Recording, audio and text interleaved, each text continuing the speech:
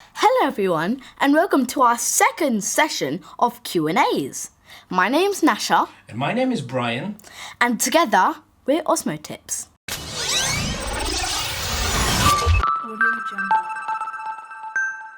The home of tips, tricks, tutorials, how-tos and answers on the DJI Osmo.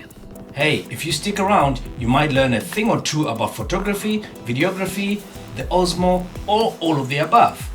So, are you ready for a roller coaster of Q&As? Let's get started. So the first group of questions all relate to the Royal Punch LUT, which, as you know, you can download for free on our website www.osmotips.com. So we've combined a couple of these questions so we can provide you one consolidated answer. So thanks to Danny and Charles and YV Canis and a few others for all these questions that are coming up. Which folder do I install the LUT for the LUT to be recognized in Adobe Premiere Pro? Second question is, how do I load Royal Punch LUT into Final Cut Pro? And then the next question is, how do I install the Royal Punch Cube LUT? I'm using Premiere Pro CS6. How do I do this? So thanks guys for a great bunch of questions. So in the first part of the question, you want to know which folder to install the LUT to, the Royal Punch LUT. So you can do this if you don't want to browse for the LUT each time that you want to apply it, so that you permanently have the LUT installed within one of your folders. So the method I'm going to show you is a method for Adobe Premiere Pro CC 2015.3. Previous versions may also work as long as you've got the Lumetri effect installed with them. And also this method I'm going to demonstrate is the Mac system, but I will also show you the path to use if you're installing it for a Windows machine. So the first thing you want to do is you want to come to your applications folder, and then you want to double click. That opens up this next folder, and then you want to right click and then show package contents. When you get to that, double click this folder called contents. And then within contents, look for the Lumetri folder. And then within the Lumetri folder, look for the LUTs folder. And then within the LUTs folder, look for the creative folder. So it is in here that you can install LUTs such as Royal Punch LUT or any of the LUTs that we do here at Osmo Tips like Savannah and Everest. So I'm going to quickly show you how you can install all of those LUTs in just a copy and paste method. So we have here the Royal Punch LUT folder that I've downloaded, and this is the Royal.Punch Cube format. So all you do is you copy that, and then you come back to that same folder, the creative folder, and you simply paste it in. Notice that it's asking me to keep both because I've already installed it in this way. It doesn't really matter. I'm just simply going to hit replace. So now I've copied it, so you can easily copy it just like that. But whilst I'm here, I might as well install these 20 LUTs that you get with the Everest cinematic style color grading LUTs for the Osmo. So again, simply copy these 20, come back to creative and simply paste them in here. Now what we want to do is launch Adobe Premiere Pro. So I've got a blank project that's open here. Let me bring in some footage.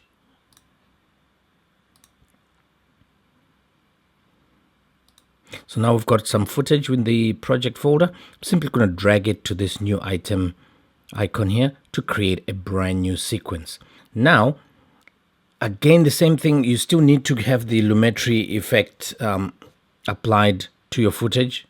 But the difference now is, let me just go over to the color space so that you can see what's going on here. The difference now is because I've copied all those LUTs into the LUTs folder, when I go to creative and I click the down arrow, notice I now have all the Everest LUTs in here, and I can simply click through each one just like that. And this is a really quick way to take a quick look at what each of these LUTs look like when applied to the footage. So really saves you a lot of time. So again, I can simply drop down here, look for Royal Punch, which is right here because we've installed it to the folder. Click once and that's applied it to the footage just like that.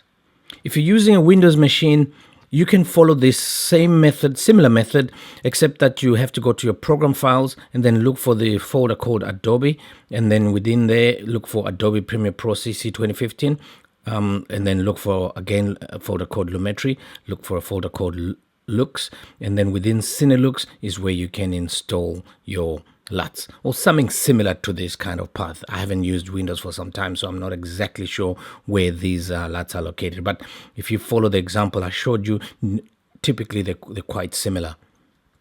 In the next part of the question, it asks, how do you install into Final Cut Pro X? Now, we've shown you previously a paid product that you would have had to pay $29, but I'm glad to announce that there is another place where you can go, which is pixelfilmstudios.com, and they're offering a free LUT loader for Final Cut Pro. So pause the video if you will, take a note of this URL, type it into your browser, and go to this website where you should be able to get a free copy of the Pixel Studios Final Cut Pro LUT loader. And this wonderful tip came from Craig. So Craig, thank you so much for this great tip. I've checked it out myself, really works as promised, and there you go, you save 29 bucks. How do you install the LUT if you've got an older version of Adobe Premiere Pro, such as Adobe Premiere Pro CS6 or CS5? This is another solution that I found here, which you could try as well. There's a website, they do this product called LUT Buddy, which is part of the Magic Bullet suite, but you can download it as a trial. I've done it as a trial and it works. There's just a couple of steps that you have to follow, but everything is on this website if you want to check it out. But if you hover over this icon here, you will see that it does say LUT Buddy works with CS5, CS5.5, CS6, Creative Cloud 2014, and definitely no doubt Creative Cloud 2015. I don't want to do this! Whoa! Whoa! The next question is from Manny Cam, who asks, what size are the filters on the Osmo? This information seems to be overlooked in the great majority of videos posted on YouTube. Good question, Manny Cam. Andrew also asked a similar question, so thanks Andrew. He asked, do you know what the weight is of the DJI ND8 and ND16 filters on the DJI store? I read some reviews that the Polar Pro ones might be too heavy for the camera. These questions both relate to the ND filters video that we published a few weeks ago. So thanks guys for these questions. So the dimensions for the DJI Osmo filter are as follows. So you can see that the diameter is listed as 35.8 millimeters. However, because this is such a specialist filter which only fits the Inspire 1 or DJI Osmo Zenmuse X3 filter, it's probably easier as well to just search for these filters by referring to the type of camera. So if you refer to it as an Inspire 1 or DJI Osmo Zenmuse X3 filter, you will no doubt get the exact filter that fits without a problem. The second part of the question refers to the weight. These filters from Polar Pro range between 5 grams to about 7 grams. And to be honest, I haven't had any issues at all using any of these filters. So you can take it from us that there is no impact whatsoever on the performance of the camera when you've got any of the Polar Pro filters fitted to your camera.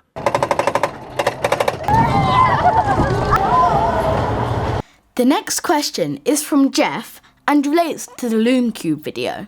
What tool or software did you use for the Lume Cube intro video?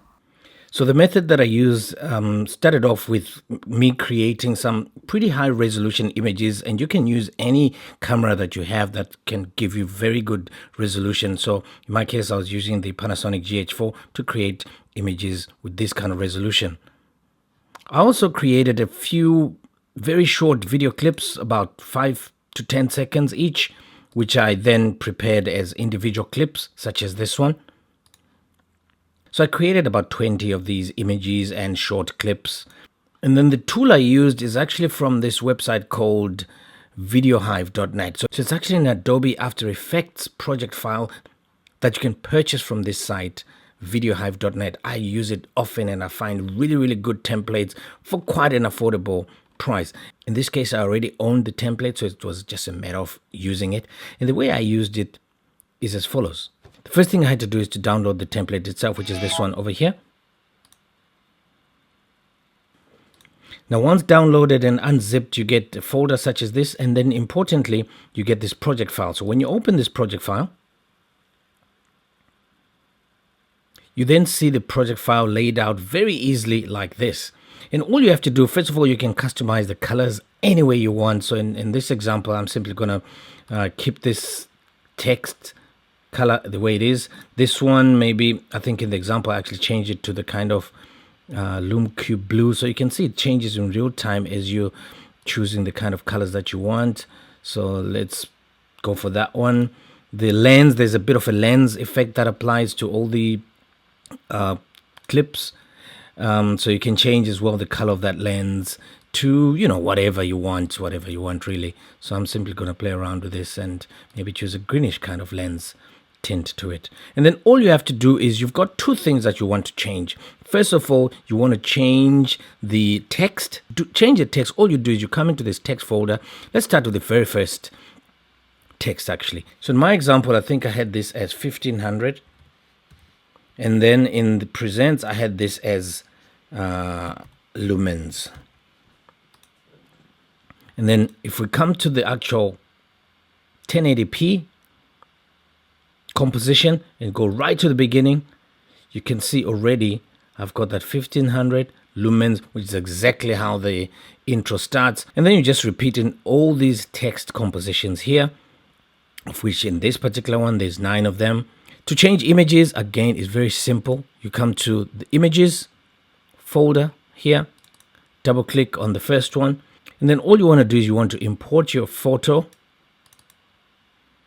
Let's pick this one. And then you simply drag it into the composition. You can place it on top of this. And then all you have to do is just resize it. And also even reposition to exactly where you want. So now, if we go back to the composition, so we now have the first title that we've just edited. And then more text comes in. And then this is the photo that we've just edited into place. Obviously, there are other placeholders which you need to replace. So in this case, there's a total of 23 images. And in place of each image, you can also use a video clip, which is why I had those few video clips. When you're done substituting these 9 text placeholders and these 23 image holders, all you do is you simply render the file and then you get an intro such as the one that I showed you. In addition to these templates, this same site, Envato Market, also has thousands and thousands of files that you can purchase for music and audio, stock music and audio, graphic vectors and print, photos, website templates. There's so much. So if you want to come to check out this site and maybe purchase a template or two, please use our affiliate link, which is osmotips.com/VideoHive. And obviously, if you make a purchase using this link, we will get a little something back. And all of this help is much appreciated as it helps us create more videos for you guys to enjoy. So the next question, also related to the same video, is from John, who starts out by saying, sorry, your weakest tip to date. Really? Was it sponsored? Well, I can answer that one right now. No, it wasn't sponsored. Why didn't you compare it with Lume Art lights? Simply because we do not have the Lume Art light, so we could not compare it. The only comparison was to the light, which I showed in the video, which is the only one we were using before we had the Lume Cube. So I hope that answers your question. Maybe let me take this opportunity to just touch on some of the comments that we are receiving. It's great that you guys are leaving us positive comments, but it's also great that you can leave us negative comments. But when you leave negative comments, it really helps us more if you give the reasons why you are leaving those negative comments. For instance, when you say the tip was a weak tip, we want to know why. What makes it a strong tip so that we can offer you those strong tips if indeed this was considered as weak. You know, we put a lot of time, a lot of effort, a lot of resources into this video, sometimes spending as much as 4 out of the 7 days available in the week to create just one episode. So there's a lot that goes into it, and as you know, we don't charge for any of this content. We just love sharing what we know about the Osmo and what we're discovering every day. But what will really help us is if we can continuously improve on the quality of the delivery of our videos and the content of our videos. So when you give us feedback, if it's constructive, then we're able to use it. But if it's just for the sake of saying, look, this is your weakest tip so far, without us actually knowing what makes it weak, it really doesn't help us. So I think you get the point. The next question is from Marco, and he asks, when you shoot in 4K, do you recompress the video to 1920 by 1080p resolution for production? Great question, Marco. So when you've shot your DJI 4K footage, you can produce your video in one of several ways. So if you're using Adobe Premiere Pro, the first method, you would create a 4K timeline. When you've done all your editing, you then choose to render at 4K, meaning you end up with a video with a final resolution of 4K. The second method, you would also again create a 4K timeline. And then you choose to render at 1920 by 1080p, meaning you end up with the video with the final resolution of 1080p. And then in the third method, you would create a timeline of 1080p and then choose to render at the same 1920 by 1080p video settings to give you again a video with the final resolution of 1080p. Now I'm going to show you why I prefer to use the third method if ever I want to downscale my video from 4K to 1080p. Let's jump into Adobe Premiere Pro real quick. So now in Adobe Premiere Pro, what I'm going to do, I'm simply going to drag this footage here to create this timeline. And as you can see, this timeline is 4K. So let's call this 4K. I'm going to create a second sequence here. And I want this to be 1080p. We're going to come back to that just now. So in the first method that I just explained, if we go to the 4K sequence that we've just created here, all you would do is you would simply go File, Export, your media, you change nothing here, and then you simply hit Export. And that exports it with a video setting of 4K, which in this example is 3840 by 2160. In the second method I showed you, all you'd need to do is to change your preset from 4K, and then you'd select one of the pre-made 1080p, of which I always favor the YouTube 1080p HD preset. So that resizes your frame size to 1920 by 1080p, and you simply hit export. So again, nothing much changes here. So let me cancel that. Now let me come back to this 1080p sequence that I've labeled 1080p, but you can see obviously it's still at 4K. So the first thing you want to do is you want to change this to a 1080p timeline. And the way you do that, you simply come to sequence, choose sequence settings, and then in your editing mode, simply choose custom, which allows you to then change these dimensions, 1920 by 1080. Notice the same 16:9 aspect ratio. When you're done, simply click OK. You're going to get a warning, blah, blah, blah, blah. Just click OK. Now, when we come to the 1080p sequence that we just created, notice if we compare it to the original 4K, notice that this has been zoomed in to almost only occupy a quarter of the frame. That is because in 4K, this represents 1080p, 1080p. So 4 of these 1080p fit into one 4K. But we want our frame to contain the exact same image detail. So there's 2 ways which you can scale up the footage. And I'll show you the one which you should actually use. So the first method, you right click and then you go to scale to frame size. So that then scales our 1080p to exactly the same as the 4K. But I don't recommend you use this method because notice how the scale here of the footage has gone to 100, which means our 4K footage has been downscaled to 1080p immediately. So there's no more room to actually either punch in or out on this footage. If you're trying to punch in, you're now going beyond 100% scale, which will start getting you into pixelation issues. So because of this, I don't recommend you do it this way. So I'm going to undo what we've just done there. and rather choose the second method, where instead of selecting scale to frame size, you choose set to frame size. So it's done exactly the same thing. It's resized this footage to fit into the 1080p frame, but importantly, the scale is now 50%, which means you can now go up to 100% with no loss of quality on the image itself. And so obviously this gives you a lot of leeway to punch into the 4K footage and zoom in and zoom out and pan and do all sorts of things, and then still be able to edit it out as 1080p, but with a lot more flexibility on the editing. So one of the advantages of doing it this way is you're now able to punch into your footage and really zoom in without losing any detail, and you can actually animate that. So what you could do, for example, in this portion here where we've got a scale of 50%, you put a keyframe, and then a little bit further down put a second keyframe, but in the second keyframe maybe change your scale to even 100%. So now when we view back just this short portion of the clip,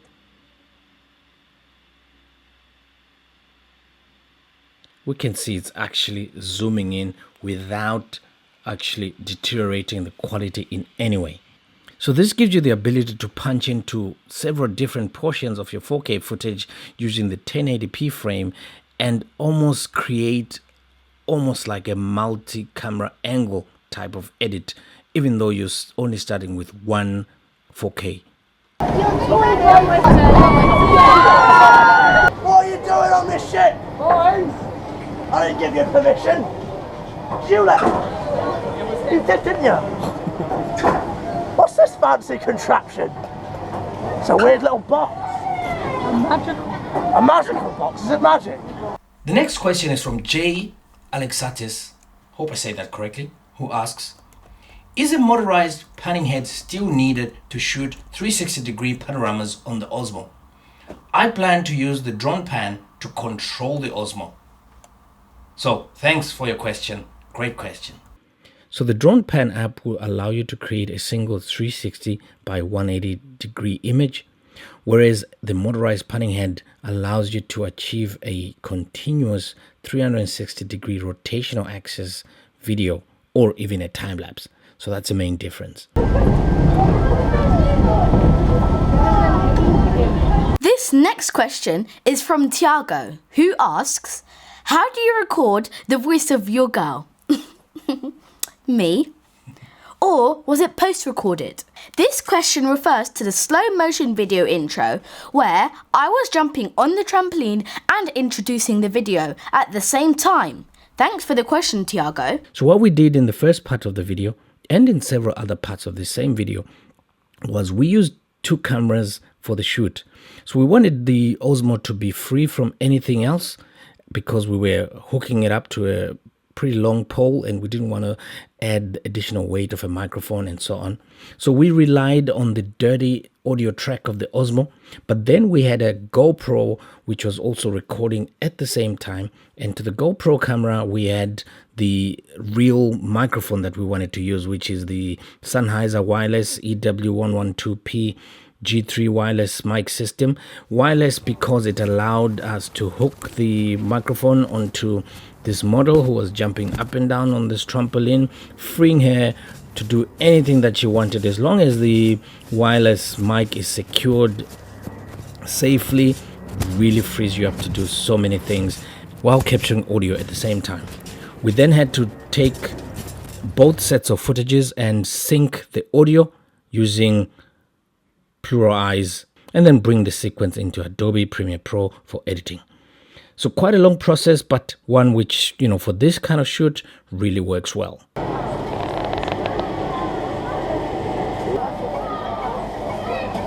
Mickey Roo wants to know, can you tell me what your internal volume is set at in the Osmo? I think the default of 30% is too low. Any help would be great. Thanks, Mickey, for your question. Because not all mics are made equal. Each mic has its own characteristic and gives off its own certain sound level. And because of this, what we tend to do, we rather rely on setting each individual microphone setting in such a way that we avoid clipping. When we look at the mic level indicator on the DJI Osmo, what we're really trying to ensure is we are at least one bar below the red bar that starts to appear whenever the volume is set too high. So in the beginning, it's really just a trial and error to see what optimum settings for our microphone level would allow us to avoid that clipping. So rather than use a fixed indication in the Osmo such as 30%, treat each microphone separately and adjust its own settings to ensure that your highest levels do not clip and show that little red mark on the Osmo mic level. The next question is from Photos by Soto, who asks, my question is, when you use Facebook Live, do you recommend to change from D-Log to none to broadcast vivid colors? Great question. So the benefits of using D-Log only really come in if you want to apply color grading to your footage in post-production. Now, because you simply want to go live on Facebook using the app, when it eventually starts to work reliably, then what we suggest is rather than use D-Log, rather choose one of the more natural or even the none picture profiles so that, you know, your color has all the vivid colors that you are seeing immediately, because you're not going to be color grading it. There's really no need to shoot Facebook Live using D-Log. Thanks everyone for all your great questions. Remember, there's no such thing as a dumb question. Thanks for watching this video. Don't forget to like, subscribe, ask questions, and leave a comment down below. And if you haven't subscribed, what are you waiting for?